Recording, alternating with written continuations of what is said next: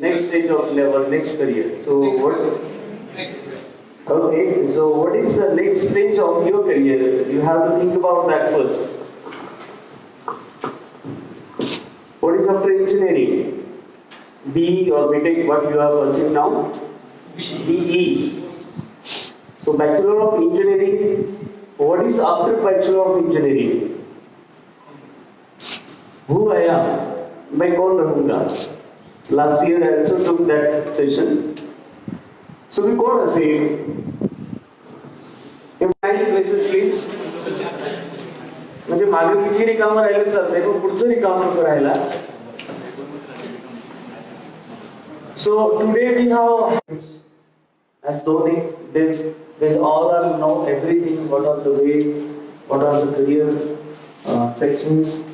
Private sectors, engineering, entrepreneurship, government sectors and all. उसके बावजूद ये लेने की आवश्यकता क्यों है? When our management took decision to establish our center at Pune, even though we are thinking that we will provide scholarship for poor and needy students, someone, my friend, told me, "तू मूर्ख आहेस." म्हटलं bye, आणि तू पुण्यात चाललाय, तिथे काय scholarship द्यायची गरज आहे? तिथे कशाला हवी असं विभागीय एंट्रन्स एक्झाम, गरीबाची मुलं वगैरे वगैरे. When you went to Pune, you will see that तिकडे सगळं भरगच्च आहे, सगळं भरलेलं आहे वगैरे वगैरे. पर जब हमारी प्रीवियस हिस्ट्री को हमने जाना, 2015 में एक सागर नाम का स्टूडेंट था जो एंट्रन्स एग्जाम से ही आया था. He was also belong to engineering category आणि तो अशा गरीब परिवारामधला होता की तो पुण्यातल्या ऍसेस नामांकित इन्स्टिट्यूट मध्ये फीस भरून क्लासेस लावू शकत नव्हता. तो आपल्या इन्स्टिट्यूट मध्ये आला आणि 2015 च्या बॅचला तो तहसीलदार झाला.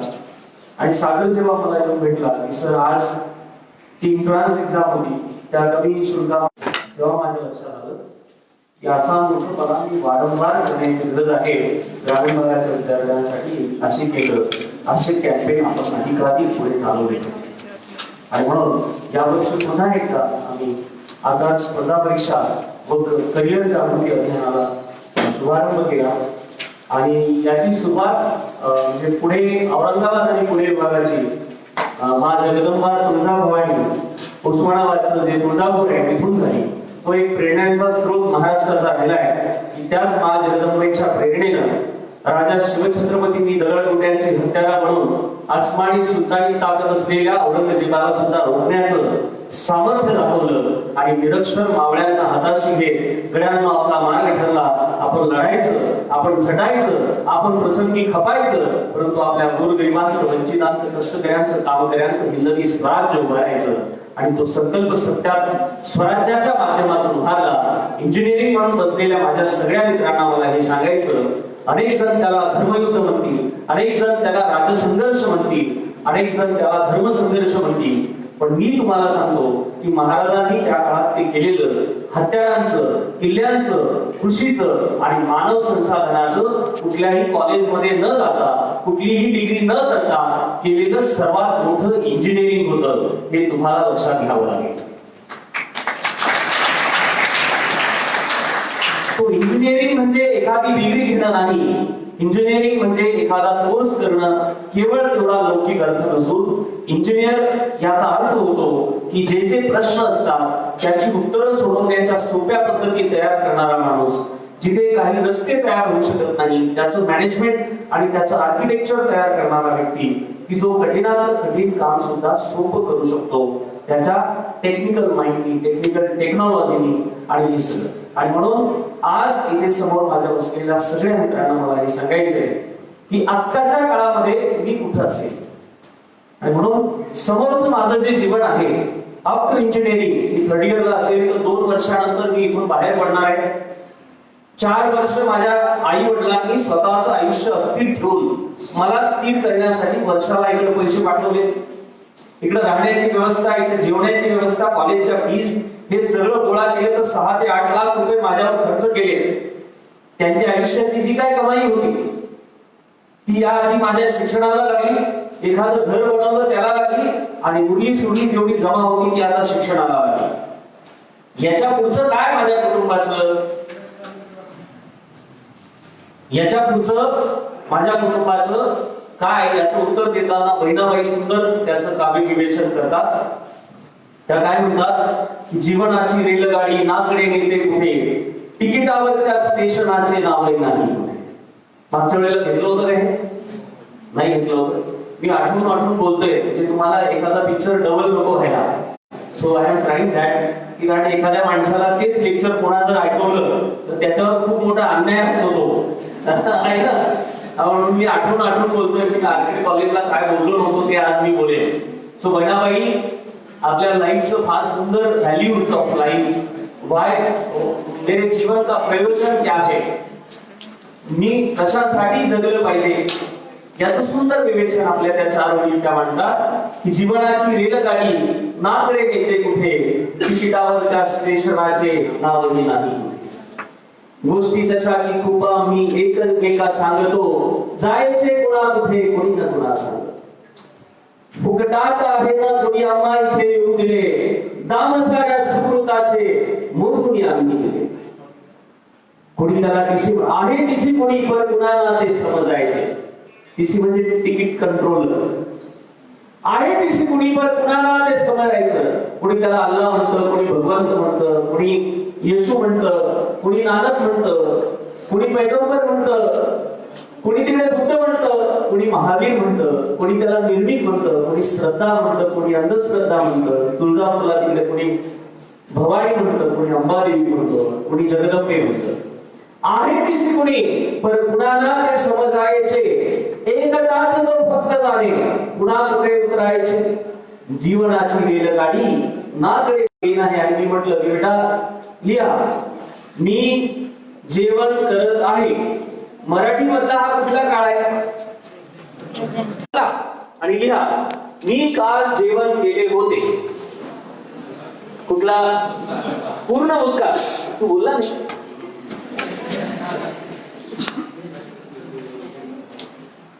तर हे काळ आपण आता इथे कागदावर बदलू शकतो, पण जगून गेलेले काळ पुन्हा बदलता येत नाही.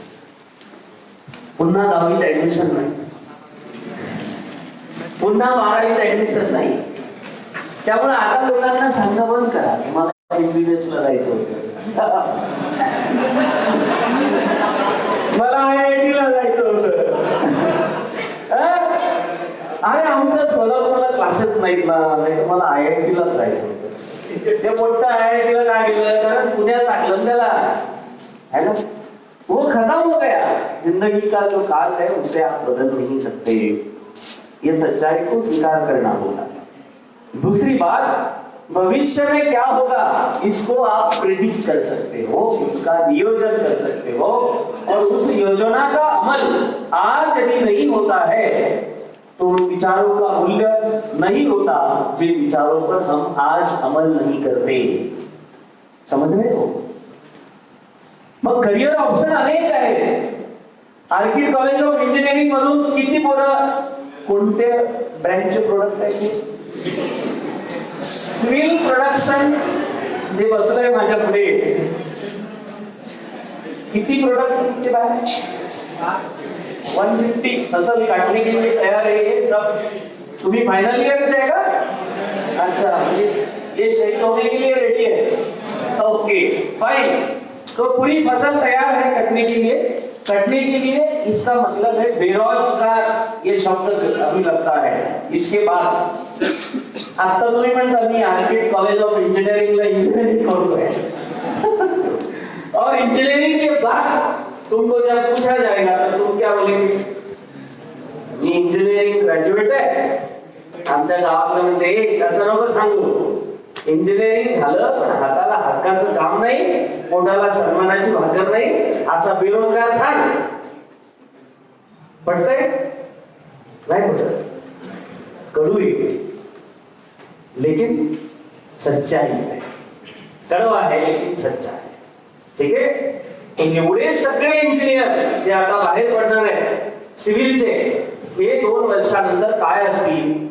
एखाद्या माणसाला जीवनात यशस्वी व्हायचं असेल तर फार काही तत्वज्ञान लागत नाही.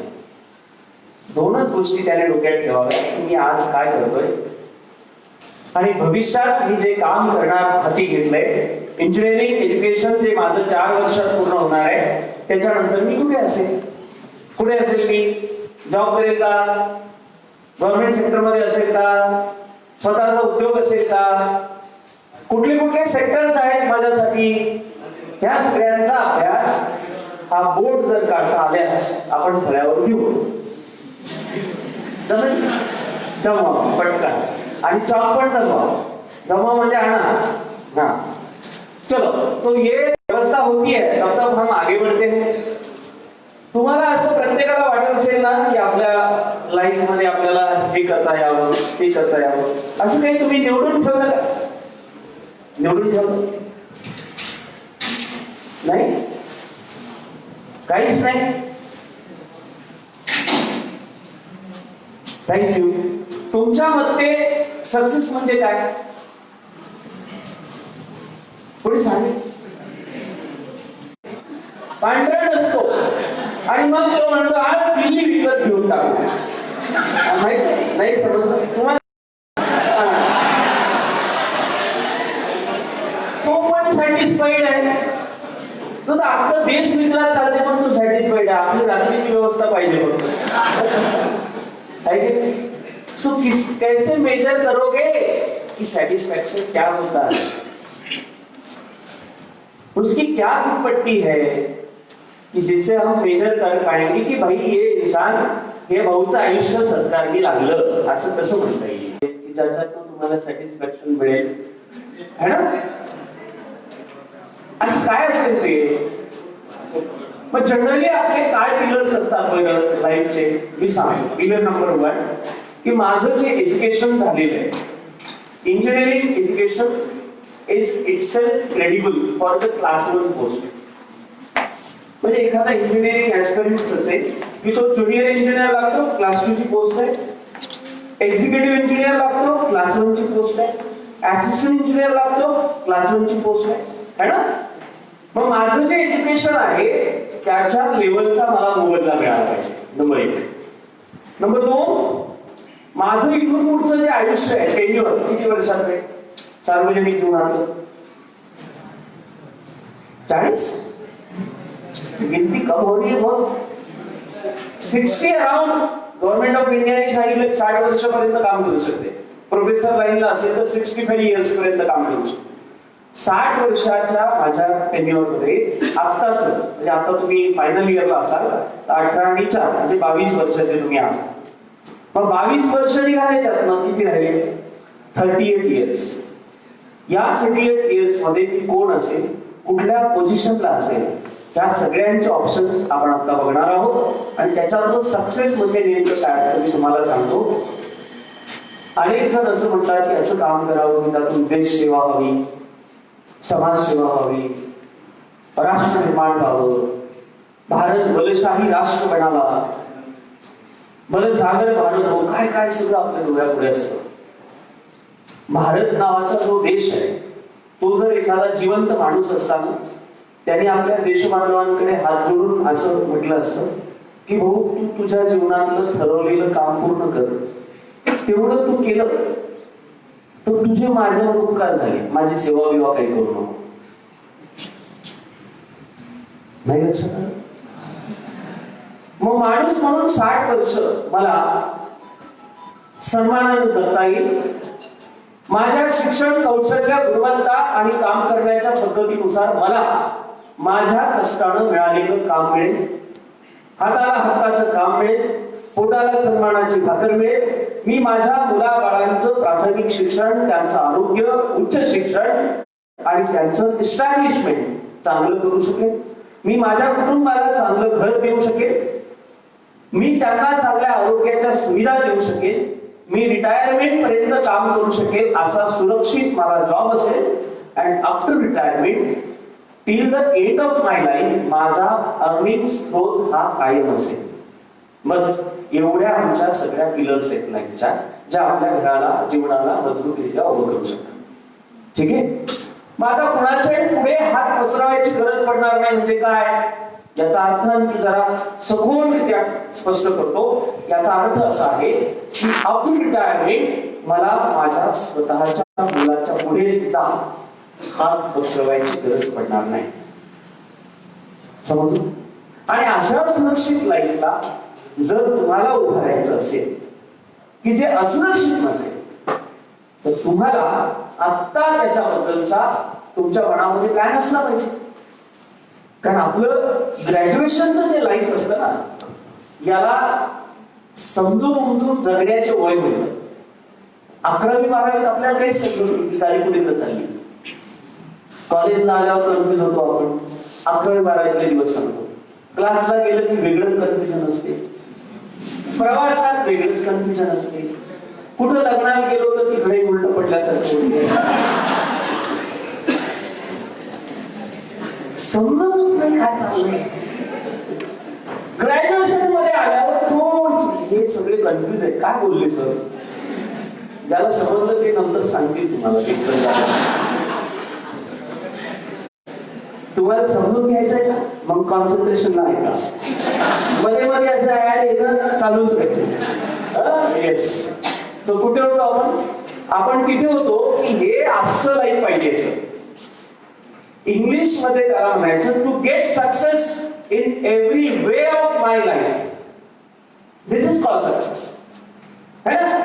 म्हणजे असिस्टंट इंजिनियर झाला आणि आई बाप तिकडे गावात पडले, त्यांच्याकडे कोणी बघायला तयार नाही. काय मागीचं सक्सेस आहे? Hopeless life. एकटाच जगतोय, भावंड तिकडे कुठे काम करतात. काय सक्सेस आहे? ओव्हरऑल सक्सेसचा अर्थ हा होतो की मी सुखी आहे हे महत्वाचं नाही, माझ्या आजूबाजूला जे लोक आहेत ते माझ्यामुळे सुखी आहेत हे महत्वाचं आहे. समजते? असं करिअर पाहिजे. आणि तसं करिअर मिळवून देण्यासाठी आधी आपण चांगल्या पोझिशनला गेलं पाहिजे. ओके. आणि ती पोझिशन जर तुम्हाला अचीव करायची असेल तर त्यासाठी रामबागची गरज नाही, कुठल्याच बाहेरच्या एनर्जीची गरज नाही. तुमच्या आत ती इंटरनल एनर्जी आहे की तुमच्याकडे काहीतरी ऑब्जेक्ट असायला पाहिजे.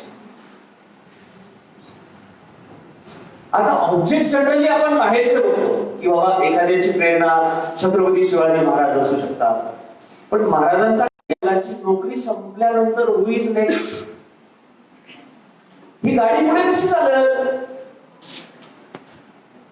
मी जे तुम्हाला जीवनाची रेलगाडी म्हटलं ना, आमच्या समाजाच्या व्यवस्थेचे म्हणजे कुटुंब व्यवस्था जगात आपलाच एकमेव देश आहे की जो त्याचे व्हॅल्यूज बघतो. व्हॅल्यूज. आणि या व्यवस्थेचं काय मूल्य म्हणते का? वडील हा दूरकरी आहे, आई त्याची कंडक्टर आहे जी सगळं मेंटेन करते घरातलं. राईट. आणि हे दोघं जण असे व्यक्ती आहेत, एक वाहक आणि एक चालक. हे जीवनात त्या कुटुंबाची सगळी गाडी हाकत असतात. मग आता ताई असेल एखादी, तिला क्लासला जायचं, उतरून देणार, परत क्लासला आणणार, मग तिचं 10वी झालं, 12वी झालं, ग्रॅज्युएशन झालं, लग्नही लावून देतात, मुलं बाळ सांभाळायला सोबत राहतात. फॉरेन मध्ये असं नाही. 10वी 12वी नंतरच फायर करते जॉब, अर्न अँड लर्न. आपण चांगल्या व्यवस्थेत जन्माला आलो, ठीक आहे. पण आता ड्रायव्हर कधीतरी थकणार आहे ना, त्याचे डोळे कधीतरी कमजोर होतील की तो पुढचं त्याला समजणार नाही. टर्न आला की आता ब्रेक मारायचा आहे की ब्रेकर मारायचा आहे. तो इस व्यवस्था ने जो हमें दिया है उसका एक इनडायरेक्ट मैसेज भी उसके साथ है कि कुछ समय के बाद उस गाड़ी का स्टीयरिंग आपको हाथ में लेना होगा. तुम्ही तुमच्या वडिलांना आणि आईला म्हटलं पाहिजे कधीतरी त्या पॉइंटवर की तुम्ही आता कुटुंबाची गाडी भरपूर चालवली, आता तुम्ही मागे निवांत बसा, कुठलंच टेन्शन घेऊ नका, कुठल्याच जबाबदाऱ्या घेऊ नका. ह्या सगळ्या जबाबदाऱ्या मी स्वीकारतो आणि इथून पुढची गाडी मी चालवतो. समजते मला काय म्हणायचं? अर्थ लक्षात येतो? ओके. आणि म्हणून हे आहे खरं, हे आम्हाला आमच्या कुटुंबाच्या रिस्पॉन्सिबिलिटी घेता आल्या पाहिजे, माझ्या कुटुंबाचे प्रश्न कळले पाहिजे.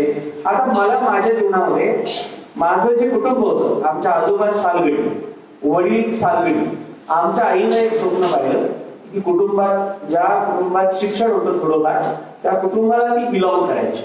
आणि तिने बघितलं आणि यांच्या 3 पिढ्या मातीत गेल्या अशाच. सालगडी म्हणजे काय? वर्षाला 10-12 हजार रुपयाचं साल, चंदीची ज्वारी, थोडीशी डाळ, गहू, मिरच्या, संपलं नाही. शेतातच राहायचं कोटी करून. मग तिला कळलं की शिक्षण जर घेतलं तर जसे माझे भाऊ लागले चिकटन म्हणजे नोकरी लागेल आणि कुटुंबाचे दिवस बदलले. तर तिनं लहानपणापासून माझ्या डोक्यात हे टाकलं की आपल्या कुटुंबाच्या जीवनात बदल करण्याचा एकच मार्ग आहे बाबू. मी म्हणायचो काय, तू चांगला शिक, एवढंच तिला माहित होतं, बाकी काही नव्हतं. आणि जसं मी मोठा झालो तेव्हा मला हे लक्षात आलं की मला चांगलं शिकायचंय आणि शिकून मला काहीतरी काय करता येईल. माझ्या डोक्यात एवढं काही नियम नाही, प्रोटोकॉल नाही, कॉन्स्टिट्यूशन मध्ये नाही, IPC मध्ये नाही, मुंबई पोलीस ऍक्ट कुठेच नाही नियमात, तरी पण द्यावा लागतो. लग्नही करून द्या, अख्खं गाव घेऊन येते जेवायला ट्रॅक्टर ट्रक मध्ये भरून, इन्व्हिटेशन नसताना विदाउट इन्व्हिटेशन पुरा गाव. मी म्हटलं तर हे तर चुकीच आहे, पण सांगणार कोणाला. आपण आपल्या लग्नाचं काय करायचं ते बघू, पण ताईचं लग्न समाजाचे नियमाने करू. आणि मग ते माझ्याकडे दुसरं उद्दिष्ट आलं की ताईचं लग्न करायचं, आणि म्हणून मग मला शिकलं पाहिजे.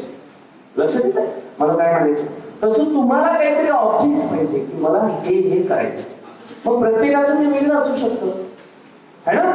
एखाद्याच्या घरी सगळं चांगलंय म्हणून काय वाईट काय, माझ्याकडे सगळं चांगलंय, आता काय ते सगळं रिपीट करावं.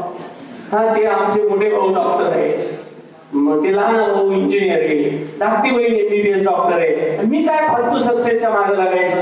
मला असं वाटतं काही सक्सेस बिक्सेस नको, आपल्या जीवनाचा सत्यानाश झाला पाहिजे.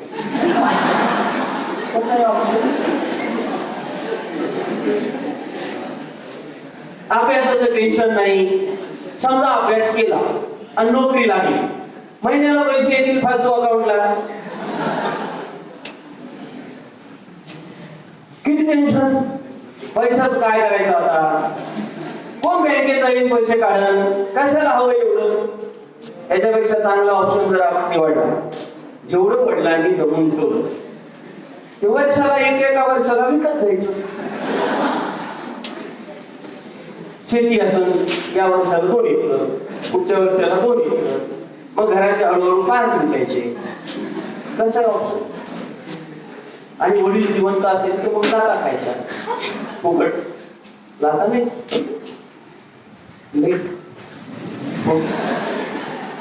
आणि ही अशी पडत असते मागून फाउंडेशनवर.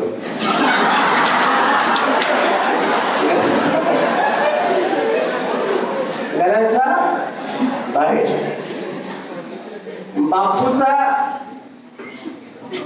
बापू पुरा बदलला जातो जर तो फेलियर निघाला, प्रोडक्ट खराब निघाला.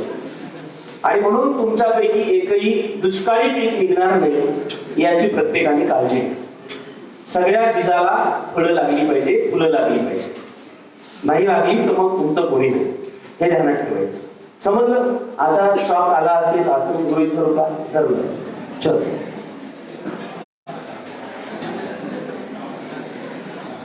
आता तुम्ही BE ला आहात ना सगळे.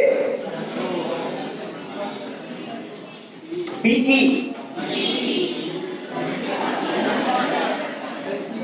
मी BE म्हटलं, bachelor of engineering. 3rd year असो की 4th इयर असो, BE.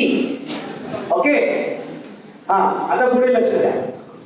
आता गंमत खूप झाली, थोडस ट्रॅकवर येऊ ना, मग मध्ये मध्ये परत गंमत घेऊ. चला आता इथून आपण ऑप्शन बघू. ऑप्शन नंबर 1 जो तुमच्या डोक्यात आहे, सर जॉब पाहिजे. सर लय तंगीत काढली 10 वर्ष, आमचं आम्हाला पाहिजे सर दुःख. हे ज्वाला बोंबलते, घरमाले बोंबलते, आई वडिलांना मागायची हिंमत होत नाही. डिग्री झाल्यावर अवस्था आणखी बिकट असते. कारण तुमचं ज्यावेळेस ऍडमिशन व्हायचं होतं ना, त्यावेळेला खूप स्वप्न होती.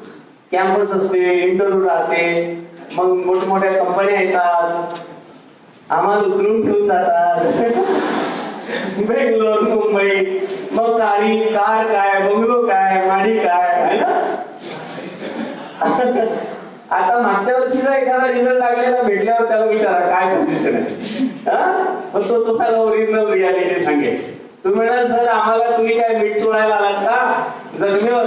नाही, मीठ चोळायला नाही आलो, ओरिजिनॅलिटी काय आहे ती सांगायला आलो. तो जॉब नावाचा हा जो कार्यक्रम आहे जो तुमचा होणार आहे, थोड़ी सी मैं सच्चाई बयां करना चाहता हूं. कैंपस इंटरव्यू की रियलिटी यह है कि कम से कम पैसों में काम करने के लिए अच्छे हुनर के लोग मिलते हैं, इससे ज्यादा और कुछ नहीं है.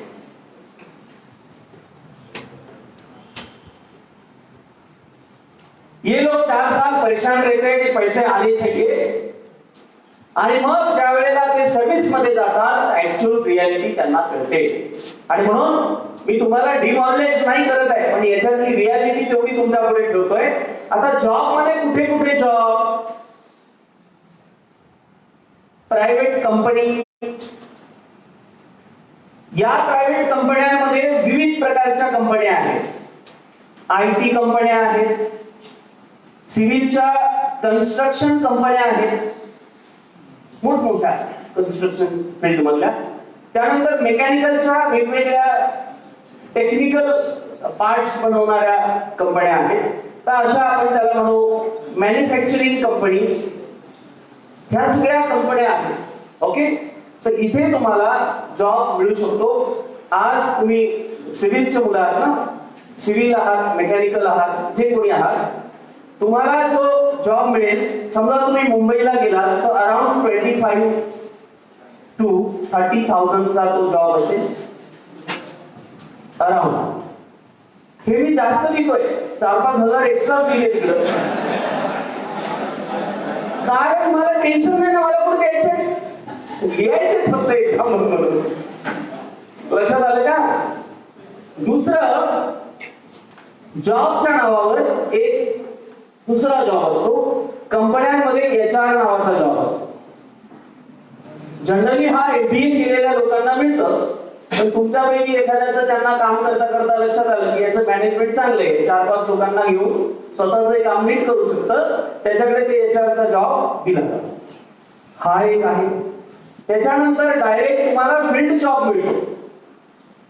फील्डवर जा, आमचे प्रोडक्ट विका वगैरे वगैरे वगैरे. तर ही आहे याची रियालिटी. ऑप्शन 2 आहे. ऑप्शन 2 इज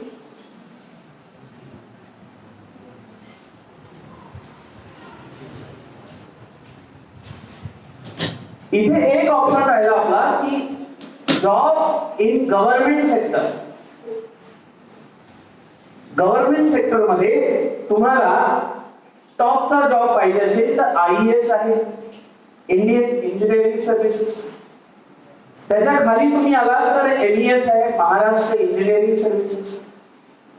हे टेक्निकलचे सांगितलं मी तुम्हाला, जे तुम्ही आता करत आहात ते. याच्याशिवाय जर तुमचं थोडंसं धाडस असेल की आणि अभ्यास करायची तयारी आहे बाबा, मग तुम्ही डायरेक्ट UPSC करू शकता. त्यानंतर MPSC आहे, त्यानंतर बँकिंग आहे. बँक फील्ड मध्ये नंबर ऑफ सगळे सेक्शन्स आहेत. याच्याकडे आपण थ्रू PPT जाणारच आहोत, त्यामुळे मी याला इथे थांबवून देतो. राईट. आता याच्यानंतर काय आहे तर पुढचा जो पार्ट आहे तो आहे हायर एज्युकेशन. आता हायर एज्युकेशन मध्ये तुम्ही काय करू शकता? MTech करू शकता. तुमच्यापैकी किती लोकांची इच्छा आहे MTech किंवा ME?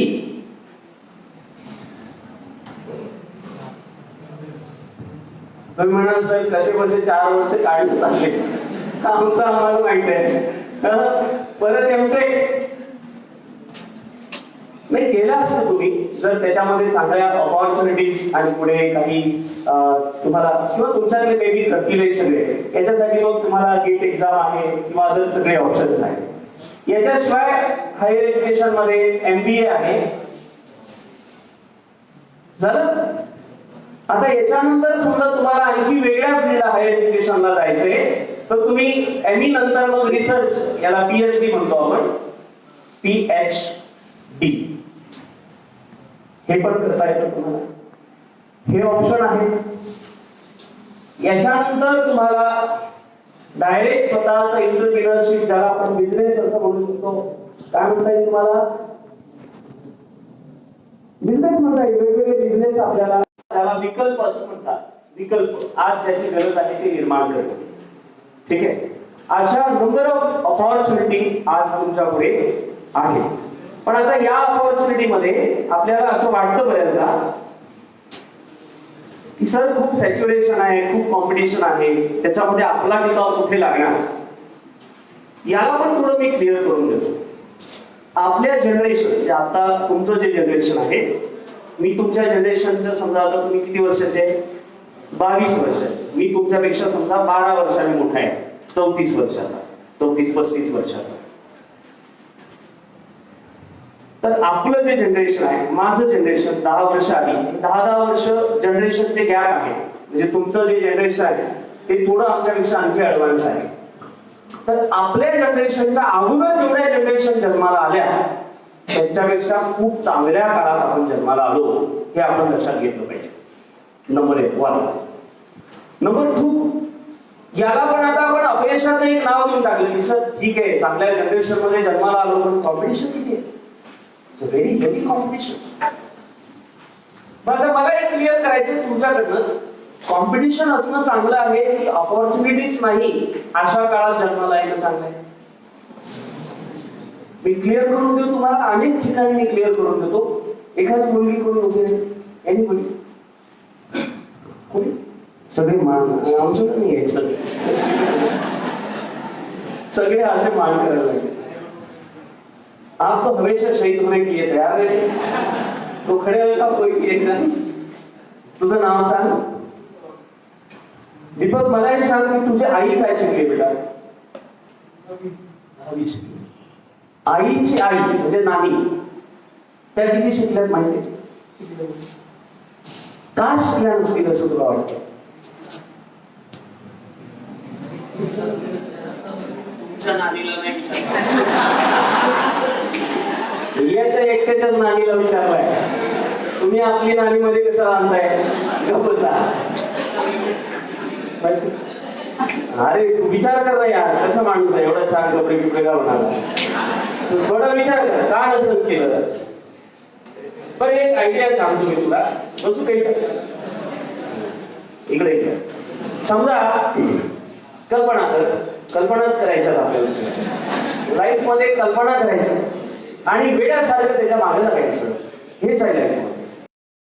के बारे में सोचो, उसका प्लानिंग बनाओ, उसके लिए एग्जीक्यूट करो और जिंदगी भर उसके पीछे रहो. यही है लाइफ. ठीक है,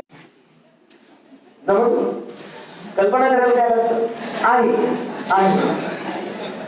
आणि जर तुझी धाकटी बहीण आहे तर आता तू जसं सिव्हिल इंजिनिअरिंग करून राहिला तसं ती तुझी धाकटी बहीण करू शकली असती की नाही सांग. त्यावेळेला नाही, काबिलियत थी, पोटेंशियल था, उसके बावजूद उनको अपॉर्चुनिटी नहीं मिली. यह सच्चाई है जीवन.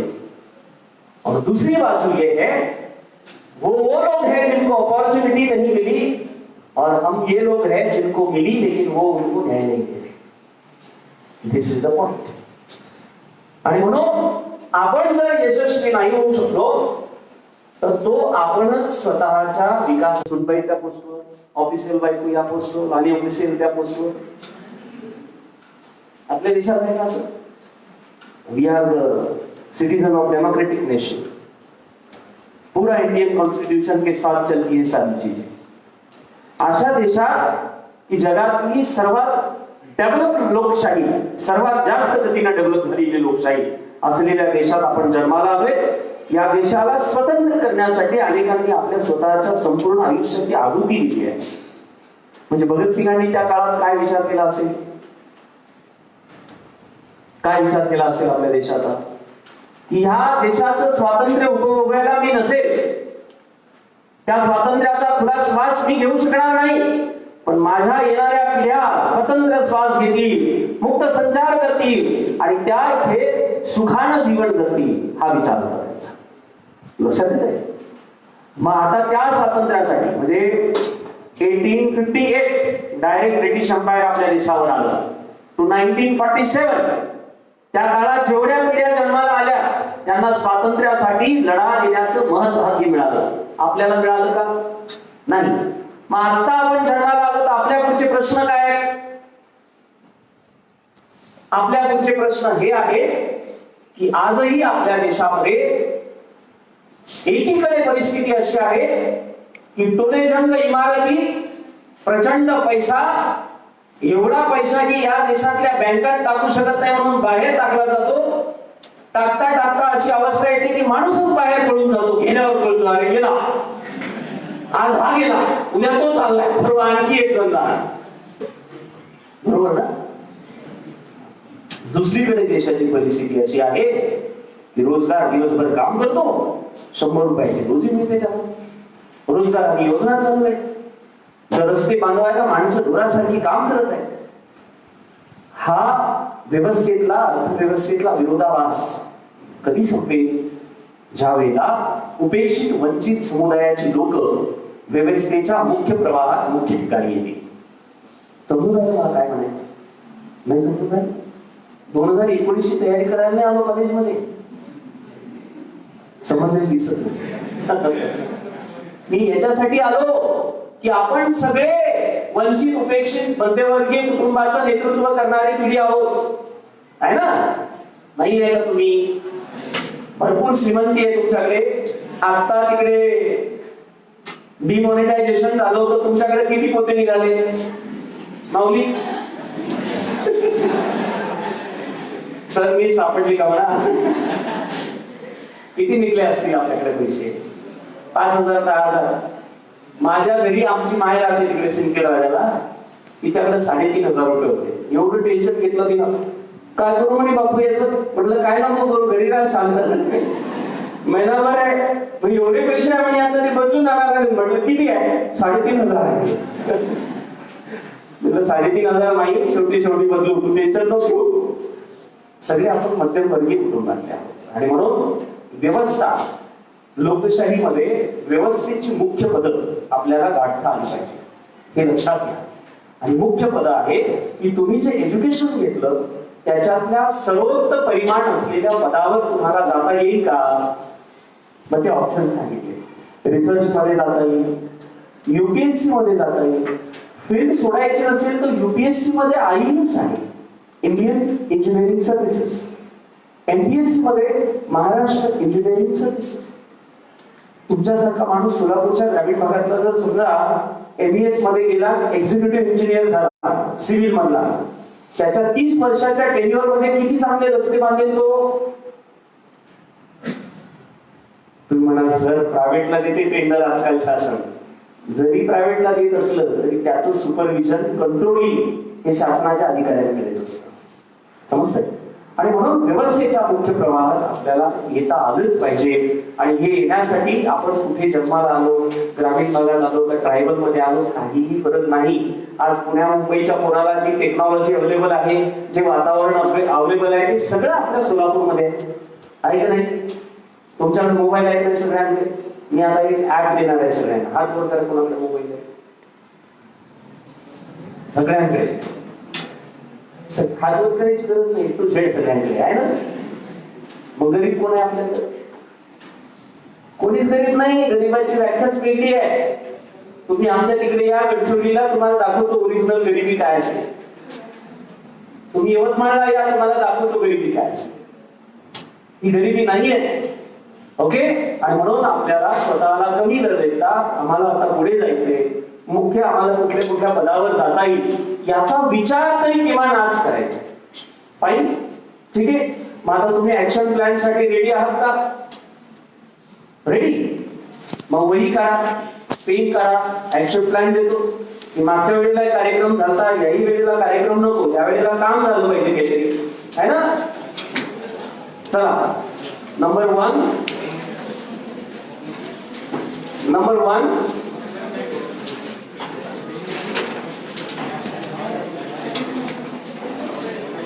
किती वाजले आता? 4:15. आपल्याकडे किती वेळ आहे?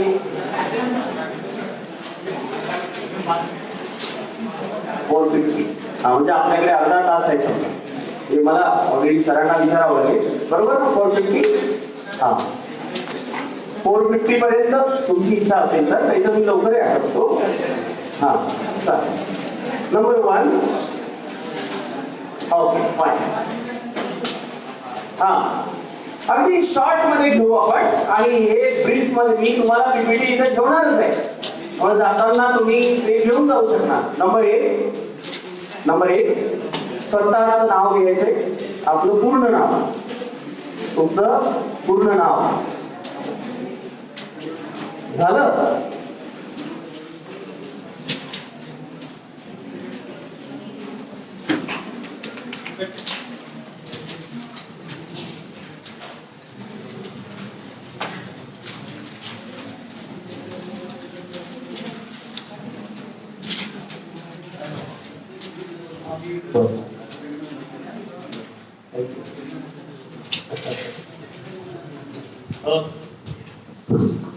आता सरांनी सांगितले गरिबी म्हणजे काय असते. Gadchiroli, Yavatmal, Sindkhed Raja So I have spent 5 years in Vidarbha and I was working in Tadoba Range Forest for Gosipur project. आणि त्याच्या निमित्ताने मला जंगलात जाणे, आजूबाजूच्या खेड्यांमध्ये फिरणे, लोकांना भेटणे, it was part of my job and I have been doing that. आणि सरांनी आता बोलल्यावर मला ते 2005 ते 2010 चा रिव्ह्यू आठवला जे मी तिथे काढली आहे. गरिबी खूप जवळून पाहिली त्या भागातली, पण गरिबी किती असू शकते. आपण आपल्या घरी कोणी आलं तर ऍटलीस्ट पाणी ऑफर करतो, दुधाचा चहा ऑफर करतो. त्या भागात पशुधन भरपूर आहे, कंजूसी नाही, पण ते त्यांच्या घरात आलेलं दूध सगळं डेअरीला पाठवतात, कारण भयान गेलेले. त्या मानाने आपण वी आर व्हेरी वेल, आपण खूप चांगल्या कंडिशन मध्ये आहोत हे ऍक्सेप्ट करणं गरजेचं आहे. सरांनी रोडमॅप द्यायच्याही सांगण्याचं कारण हे की ते रोडमॅप देत आहेत, ते तुम्ही व्यवस्थित लिहावा. अर्थ नाही, वास्तविकता काय. एवढी मोठी मोठी कॉर्पोरेट शहरं झाली आमची, म्हणजे देश सुखी झाला का? शिवकल्याणकारी शिवराजांचं काय कर लो दुनिया मुट्ठी में. It is the breath of Reliance.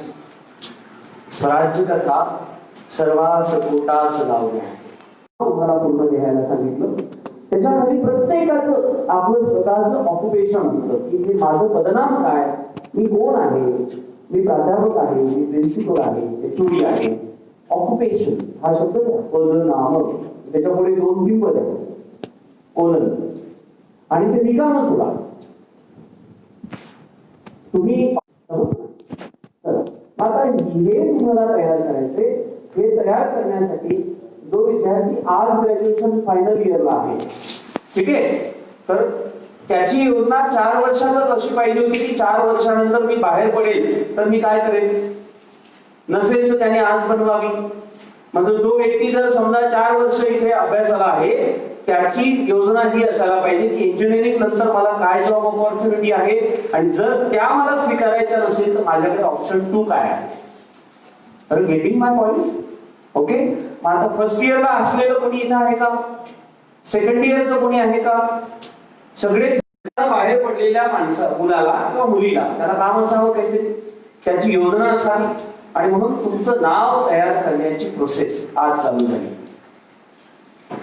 नाही समजलं? मी चांगलं क्लिअर करतो. तू कोणत्या गावचा? जेऊर. हा, गाव आहे छोटं. वडिलांचं नाव अजिना. तुझं? राहुल. तुझ्या गावात तू एकटाच राहुल आणखी पण राहुल आहेत ना? समजा मी गावात आलो विचारलं की राहुल कुठं राहतो, लोक कन्फ्युज होतील ना, कोण राहुल है ना. मग मला काय सांगावं लागेल नंतर? पुढचं नाव नाही, वडिलांचं नाव सांगावं. तुझ्या वडिलांचं नाव काय? मग आजीनाथ. मग मी जेव्हा म्हणेल आजीनाथ दादांचा राहुल, तर ते काका म्हणतील तो इथंच राहते, आमचं पोरग आहे, असं आमच्या सोबत फिरत होतं इकडं तिकडं. कपडे घालून जास्त बुजुर्ग माणूस असेल तर तो मग वेगळा शब्द वापरेल. आम्ही काय म्हणू, अहो मोठा झाला आता इंजिनिअरिंगला आहे. इन शॉर्ट, तुझं नाव आज कुणामुळे ओळखलं जातं? वडिलांमुळं. परिवर्तन त्याला म्हणतात ज्या वेळेला तुझे वडील तिकडे चालत असतील आणि सगळ्या लोकांनी त्यांचा परिचय तुझ्या नावाने करून द्यावा की तो राहुल तो यशस्वी झाला ना, त्याचे वडील चालले, त्याला म्हणतात परिवर्तन. म्हणजे वडिलांच्या नावामुळं, वडिलांच्या संपत्तीमुळं, वडिलांच्या प्रेस्टीजमुळे जर तुम्हाला ओळखलं जात असेल तर तुमचं नाव अजून तयार झालेलं नाही, तुम्हाला ते तयार करायचंय. बस थँक्यू.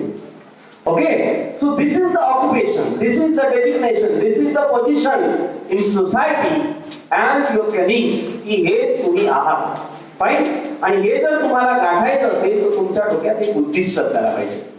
ओके, एखादी मुलगी असेल तिने विचार करावा की सावित्रीनं स्ट्रेन वगैरे कशासाठी खाल्ले माझ्यासाठी, काय गरज होती तिला, काय गरज होती महात्मा फुल्यांना गोविंदरावांच्या सोबत विरोध पत्करण्याची, घरातली सगळी प्रॉपर्टी सोडून बाहेर पडण्याची, निरक्षर सावित्रीला साक्षर केलं, तिला शिक्षिका बनवलं आणि तिच्याकडनं स्त्री शिक्षणासाठीची क्रांतीज्योत महाराष्ट्रात पेटवली.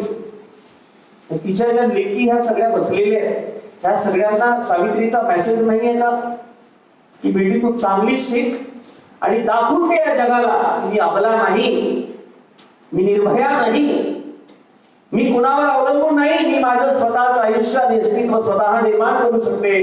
पुरुष त्या पद्धतीने IAS IPS व इतर पोझिशनवर जाऊन आपल्या कर्तृत्व आणि कार्याचा छाप टाकू शकतात. त्याच गुणवत्तेचं काम मी सुद्धा करू शकते. समजते? तर असे काही उद्दिष्ट आपल्याला डोळ्यापुढे ठेवावे लागले. जिजाऊंनी शिवबाच्या मनात काय घातलं तर जिजाऊ बघत होत्या, लखुजी जाधवांच्या कन्या असलेली जिजा छोटी होती एवढी, सिंदखेड राजाला ती बघायची की उत्तरेकडनं मोगलाचा एखादा सरदार येतो, औरंगाबाद, लातूर, उस्मानाबाद, सोलापूरच्या ठिकाणी छावणी टाकतो, एका सरदाराची 12,000ची फौज. असा औरंगजेबाकडे जे सरदार होते त्याची संख्या 14,000 होती.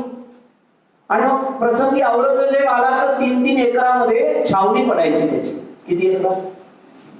आता तुम्ही बाहेर जर समजा प्रवासाला गेला तर काय करता, स्वतःचे डबे घेऊन जाता, नसेल तर हॉटेलला थांबता, इथून डबे घेता. औरंगजेब आणि त्याचे सैनिक डबे घेऊन नव्हते आणले तरी इथं एक दिवस नव्हते राहत, 3 महिने, 4 महिने, 6 महिने, 2 वर्ष. मग काय करायचे, आजूबाजूचा प्रदेश लुटायचा, अन्नधान्य लुटायचं. 2-2 वर्ष राहणारे त्यांचं सैनिक सुद्धा इथं असलेल्या बाया बापडांना उचलायचे, भोगायचे. ही परिस्थिती होती महाराष्ट्राची. म्हणजे शहाजींनी पण अनेकदा प्रयत्न केले पण त्याला यश मिळालं नाही. आणि नंतर तिने ठरवलं की माझा जो पुत्र आहे तो 6 पुत्र आहे, याच्या आधीचे जिजाबाईंचे पहिला पुत्र वेणकोजी वाचला आणि बाकीचे सगळे वाढले. आणि त्यावेळी हॉस्पिटल नर्सिंगच्या काही सुविधा नव्हत्या. हा पण वाचेल का त्याची गॅरंटी नव्हती. वाचला तुला बाहेर यायचंय आणि या सगळ्यांचं व्यवस्था लावायची अशी डोहाळे जिजाला लागतात. आणि म्हणून तिथून पळायचं नाही, आपल्याला ते प्रश्न समजून घ्यायचे आणि ते सोडवण्यासाठी आपण स्वतः पुढाकार घ्यायचा. याला म्हणायचं कर्तृत्व. ओके, आणि ते स्त्री आणि पुरुषाचं सारखंच. लक्षात येते? म्हणजे शिवबाची कल्पना जिजाऊ शिवाय शक्यच नाही. महाराष्ट्रात शिवबासारखा चारित्र्य संपन्न, बुद्धी संपन्न, न्यायप्रिय राजा जर हवा असेल तर आधी जिजाऊचा जन्म झाला पाहिजे, त्याशिवाय ते शक्य नाही.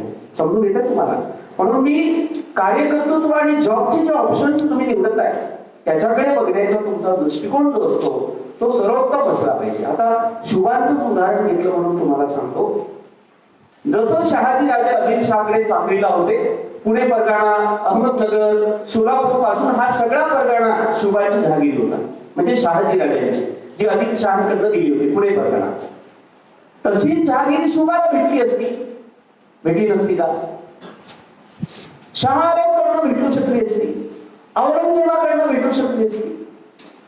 पण त्या प्रायव्हेट लिमिटेड कंपन्यांचा जॉब स्वीकारला शिवबाने. Mughal private limited cancel, Qutubshah private limited cancel, Adilshah private limited cancel. स्वतःची कंपनी टाकली, स्वराज्य. स्वतःचं नाव दिलं का त्याला? नाही. जो जो याच्यात काम करेल त्याचं राज्य स्वराज्य. तुमच्या जमिनी तुमच्याजवळ, त्याची मालकी तुमची, बियाणं पाहिजे मी देणार आणि त्याचं रक्षण करण्यासाठी तलवारीचा धाव पण मी घेणार. हे होतं to lead in the front, that is called नेतृत्व. म्हणून स्वराज्य उभं राहील. लक्षात येते? ही सगळी आपली असलेली पार्श्वभूमी असताना और उसके बावजूद आप इंजीनियरिंग को या देशाचं एक चित्र असं आहे की जे मी आधीच्या लेक्चर मध्ये सांगितलं की श्वास कसा घ्यावा, पूर्ण घ्या आणि मग शेवटपर्यंत घ्या. आता इकडून घेतला हे बंद करा, आता इकडून सोडा. सकाळ संध्याकाळ लोक ते कसा घ्यायचा कसा सोडायचा हे शिकवणारा माणूस कुठलंही इंजिनिअरिंग न करता, कुठलंही एज्युकेशन न करता, जे नॅचरल प्रोसेस आहे, श्वासोच्छवास कसा घ्यावा. म्हणजे मी तर झोपल्यावर घेतो ना, झोपल्यावरही माझं सुरू असतं. तुमचं सगळ्यांचं त्यात सांगण्यासारखं काय आहे?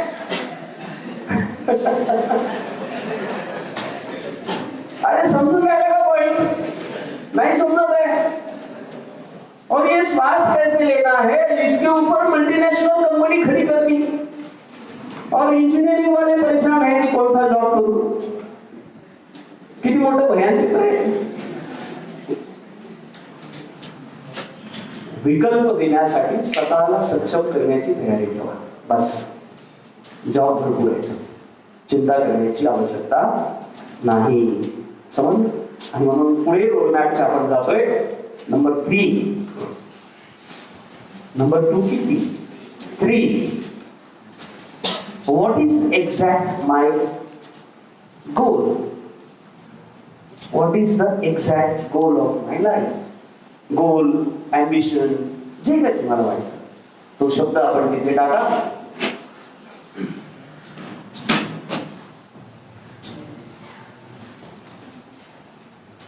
सी. आता याच्यामध्ये अँबिशन काय असावं हे सांगण्याइतपत मी मोठा नाही. नंबर 2, तुम्ही तुमच्या जीवनात काय सर्वोत्तम करू शकता हे मी तुमच्याबद्दल प्रेडिक्ट करू शकत नाही.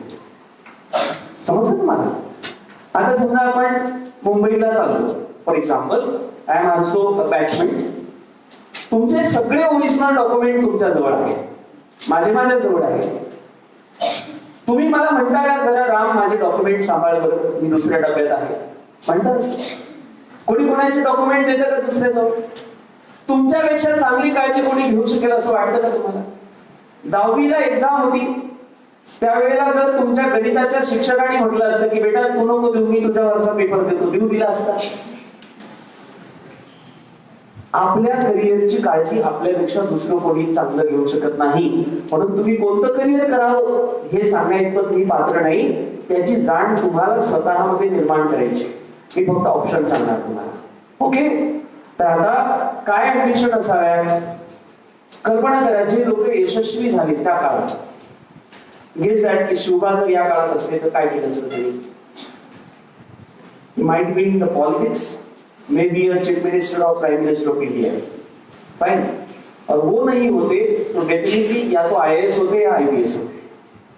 त्या काळात त्यांनी सर्वोत्तम केलं की नाही, या काळात पण सर्वोत्तम केलं असतं, कितीही अडीअडचणी असतील तरी. आणि म्हणून हे जीवन कुणाचं, तुमचं जीवन कुणाचं, तुमचंच. वेळ कुणाचा, तुमचाच. जीवन तुमचं, वेळ तुमचा, स्वप्न कुणाची, तुमची. ओके. हे जगण्याचा अधिकार कुणाचा. मी म्हणतो म्हणून नाही, Indian constitution article number 32 fundamental राईटच्या रक्षणाचा अधिकार भारताच्या संविधानाने दिला आपल्याला. जीवित स्वातंत्र्याचा अधिकार हे मिळाले ना, स्त्री पुरुषांना समान केलं मिळाले. आणि म्हणून जर आयुष्यच माझं आहे तर मी इतरांच्या नियोजनामध्ये जगावं का ते. तो 2 कैटेगरी के पर्सनैलिटी होते हैं जो अपने करियर का प्लानिंग बनाते हैं, उनको फ्यूचर में किसी और को प्लानिंग देने की ऑथोरिटी मिलती है. थोड़ा सा ध्यान से सुनो. जो आपल्या जीवनाचं करिअरचं नियोजन करतो, त्याचं प्रॉपर इम्प्लिमेंटेशन करतो आणि त्या पोझिशनला अचीव करतो. IAS असेल, IPS असेल, IFS असेल, असिस्टंट इंजिनियर असेल, तर तो आज कशाचं प्लॅनिंग करतोय, तो वेळेचं प्लॅनिंग करतोय, तो रिसोर्सेस म्हणजे मार्गदर्शक, पुस्तकं, अभ्यासिका वगैरे वगैरे याचं प्लॅनिंग करतोय.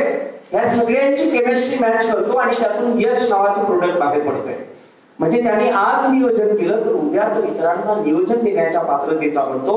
आणि जी लोक आज नियोजन करत नाही त्यांना आयुष्यभर इतरांच्या नियोजनात काम करावं लागतं, इच्छा असेल किंवा नसेल तरी. ठीक आहे.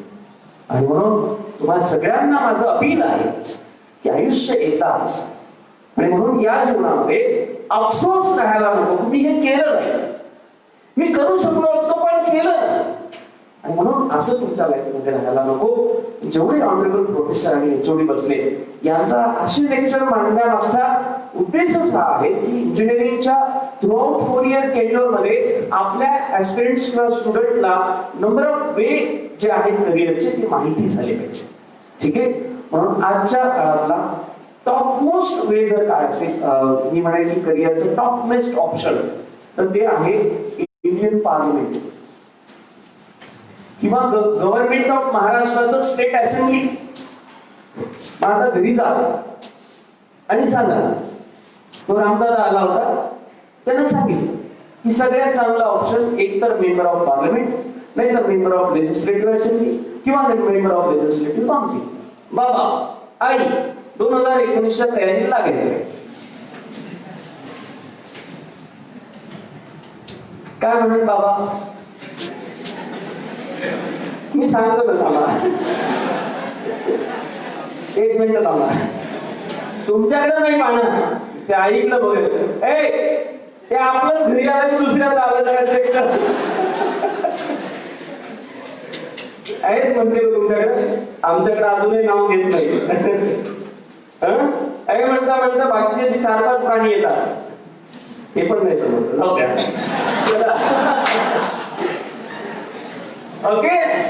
आणि मग ते पहिला हे तर आपलंच आहे, हे आपलंच आलं, कसं काय असं बोलून राहिलं. मग तुम्ही सांगाल हो मीच आहे. मी म्हणतो की पुढच्या येणाऱ्या इलेक्शनची तयारी करतो. तो रामदादा आता त्यांनी सांगितलं सगळ्यात बेस्ट ऑप्शन की पार्लियामेंट में जाओ, वहां आप देश के लिए सबसे ज्यादा कंट्रीब्यूशन दे सकते हैं. तुमची आई काय म्हणून विचार कर. नाही माझं तर ठरलंच आहे, मी आता लागतो प्रचाराला. माई म्हणून पाहतो मी माझं मत तुला टाकणार नाही. फुकट वाया जाईल ना, तू जिंकणार नाही मला माहित है. ये ऑप्शन 2 हमारे लिए कैंसिल हो गया है ना. ऑलरेडी हमारे जो मिनिस्टर है, एमएलए है, एमपी है, उनके सारे बच्चे बेरोजगार है, काम नहीं धंधा नहीं करेंगे. They are waiting for MLA, minister and all. So why should I go there? Why should we go there? तो इस ऑप्शन को हम छोड़ देते हैं क्योंकि वो हमारे हाथ में नहीं है, किसी के ऊपर निर्भर है. यदि वो आपको चुन के देता है, मी असं का म्हटलं, जो सत्ता पक्षात असतो तो देशाबद्दल निर्णय घेऊ शकतो ना. तो निर्णय घेईल तर त्याचे लाभार्थी किती असतील, संपूर्ण देशात असतील. यदि वो प्रतिपक्ष में है तो भी वो उसके डिसीजन में कंट्रीब्यूशन देता है, डिबेट करता है, ये ऐसा नहीं ऐसा होना चाहिए, महिलाओं के लिए ये पोजीशन होनी चाहिए, ये अपॉर्चुनिटी होनी चाहिए, तो सबका कंट्रीब्यूशन रहता है.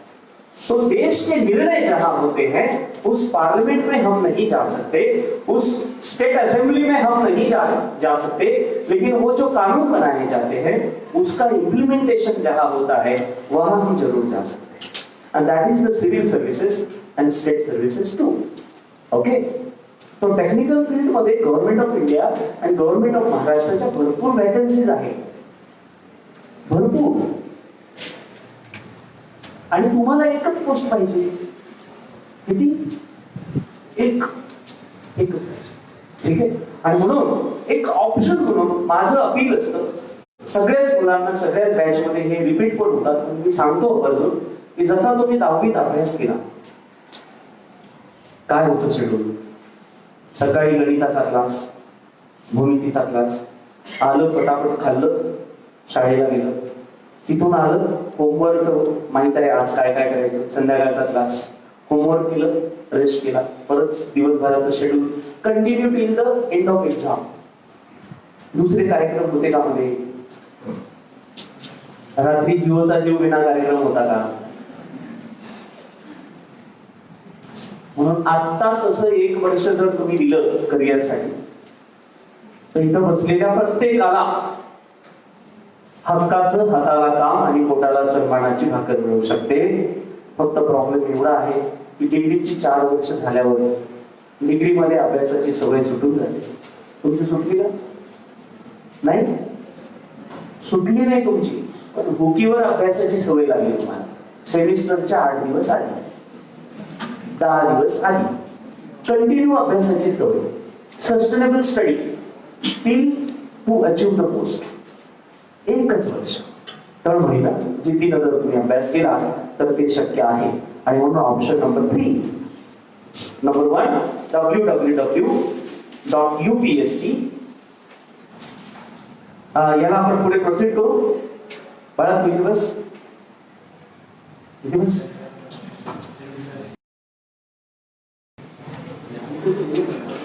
याला पुढे पुढे घ्यायचं. Number 1 UPSC.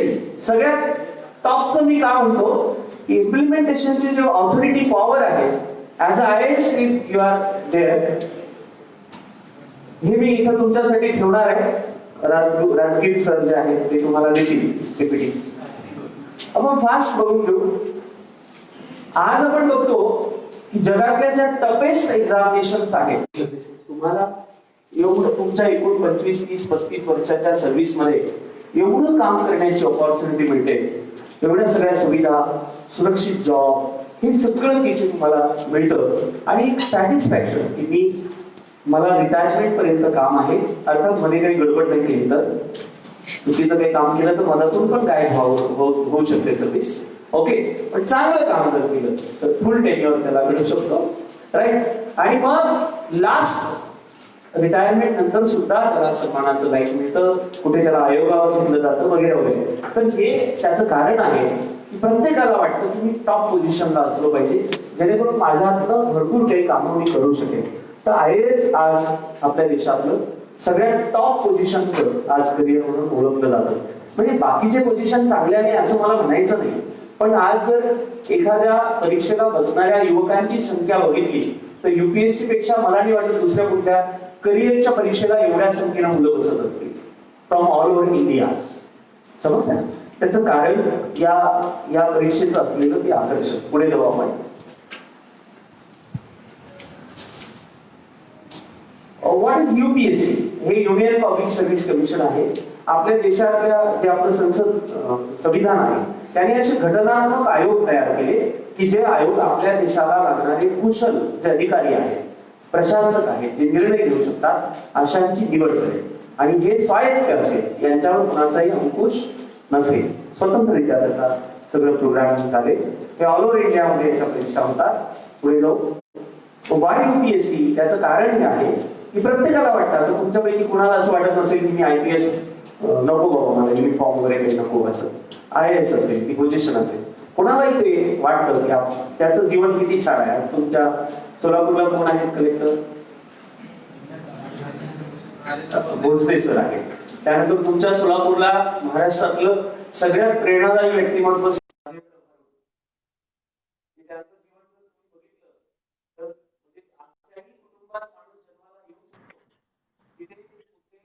काही प्रश्नच तिथे काही सापडत नाही. एक आदिवासी असं कुटुंब की जे 2 वेळचं पूर्ण जे काय आपला उदरनिर्वाह आहे तो सुद्धा व्यवस्थित करू शकत नाही अशा स्थितीमध्ये. तर त्यामुळे मग MBBS एज्युकेशन घेतात. त्यानंतर त्यांना कळतं की मी MBBS केल्यानंतर फक्त आजार दूर करेल, पण खरे आजार तर आपल्या व्यवस्थेला आहे आणि म्हणून मी तिथं गेलं पाहिजे. मग पुढे ते अभ्यास करतात आणि IAS होतात. मी ते सगळं सांगायला आपल्याकडे वेळ नसल्यामुळं पुढे कधी आलो तर नक्की सांगेल. तर हे या सर्व्हिसचं क्रेज याच्यामुळे आहे की तिथे जाऊन आपण खूप चांगलं काम करू शकतो. आणि आपल्या ज्या वैयक्तिक जीवनाच्या गरजा आहेत, चांगली सॅलरी असावी, राहायला घर असावं, गाडी असावी, सुरक्षा गार्ड असावे, ते सगळं तुम्हाला ऑटोमॅटिक तिथं मिळतं. शासन तुम्हाला पेपर सुद्धा विकत घ्यायला सांगत नाही.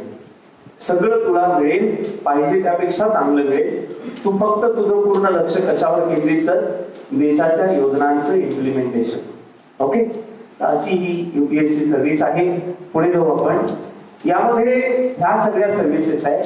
Indian administrative services, Indian foreign services, Indian revenue services, ह्या सर्व सर्व्हिसेस वर्ग 1, वर्ग 2च्या ह्या पोझिशन्स आहेत.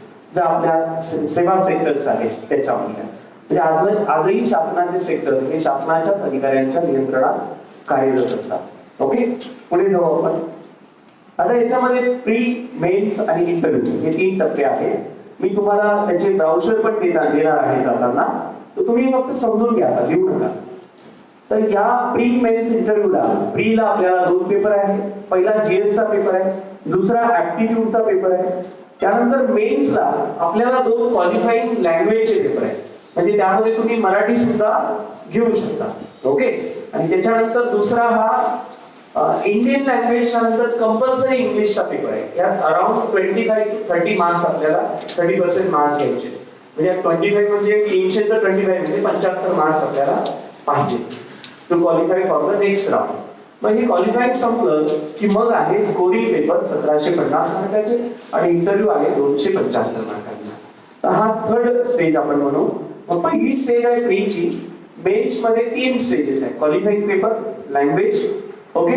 दुसरं मेन जे स्कोरिंग पेपर आहे, एसे 4 GS आणि एक ऑप्शनल विषय ज्याचे 2 पेपर, आणि त्याच्यानंतर आहे personality test that is interview. पुढे जाऊ. हा प्रीचा सिलेबस आहे. Current event of national and international importance, history of India, India and world, geography, polity, economics, environment, general science. हा GS सेक्शन. हा इकडे कॉम्प्रिहेन्शन आहे. कॉम्प्रिहेन्शन म्हणजे पॅसेज, त्याच्या खाली प्रश्न 10वीला होता आपल्याला सगळ्यांना. हा चलो, interpersonal skill including communication skill, logical reasoning, decision making, general mental ability, basic aptitude, data interpretation. हे सगळं ऍप्टिट्यूड लेवलचा पेपर आहे. यामध्ये तुम्हाला जस्ट क्वालिफाय करायचं. You need only 66 marks out of 200, 66 plus. Fine. आता पुढे जाऊ आपण. त्यानंतर मेन्स आहे. हे क्वालिफाईंग 2 पेपर, इंडियन लँग्वेज. आता इथे तुम्ही कुठलाही घ्या, मराठी घ्या, हिंदी घ्या, इंग्लिश घ्या. खाली कंपल्सरी इंग्लिश आहे. 25 to 30% मार्क्स दिले पाहिजे. त्यानंतर इकडे हे स्कोरिंग पेपर आहे, एसे GS1. यामध्ये Indian heritage and culture, history and geography of the world and society. GS paper 2 त्यामध्ये governance, constitution, polity, international relation. त्यानंतर GS paper 3 technology, economic development, biodiversity, environment, security and disaster management. GS4 मध्ये ethics, integrity and aptitude. आणि GS4 मध्ये एक optional paper, 25 विषय आहेत, त्यापैकी एक निवडायचा आपल्याला, त्याचे 2 पेपर होतील. असे हे 1750 मार्कांचं मेन्स आहे. आणि खाली त्यानंतर पर्सनॅलिटी टेस्ट म्हणून next PPT please. Next please.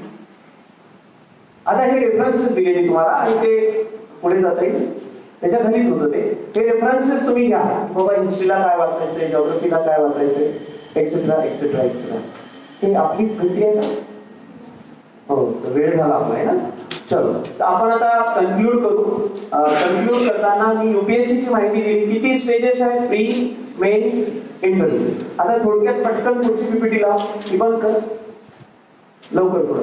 आता तुम्ही खाली वेबसाईट लिहिली का? लिहा www.upsc.gov.in. आपले ते सिलेबस आणलेत का UPSC चे? जरा विचारा. त्या माझ्यासोबत जे माझे सहकारी आहेत त्यांना. तुम्हाला सिलेबस देतो सगळ्यांना, ठीक आहे. त्यानंतर हे MPSC आहे. मी आता ओरली सांगतो, मी दाखवण्याला आपल्याला 24 पोस्ट आहे, डेप्युटी कलेक्टर ते नायब तहसीलदार. ओके, प्रत्येक राज्यासाठी एक राज्य लोकसेवा आयोग आहे. म्हणजे आता तिकडचा गुजरातचा कोणी IAS आपल्याकडे आला स्टेट कॅडरला, तर त्याला इथे प्रश्न माहिती आहेत का? नाही. म्हणून इथल्या राज्यातले क्लास 1 क्लास 2 अधिकारी त्याच्या खाली डाऊनलाईनला त्याला इथले प्रश्न काय, इम्प्लिमेंटेशनला टीम असली पाहिजे. म्हणून प्रत्येक राज्याचा एक राज्य लोकसेवा आयोग आहे, ठीक आहे. ते MPSC आपलं. मग गुजरात पब्लिक सर्व्हिस कमिशन आहे, Madhya Pradesh public service commission आहे. ओके, तर अशा पद्धतीने हे MPSC उपजिल्हाधिकारी एवढी मध्ये. तर जरा फास्ट हे बघा, याच्या आधीची पीपीटी हे बघा, इकडे 24 मध्ये आहे पूर्व मुख्य मुलाखत अशी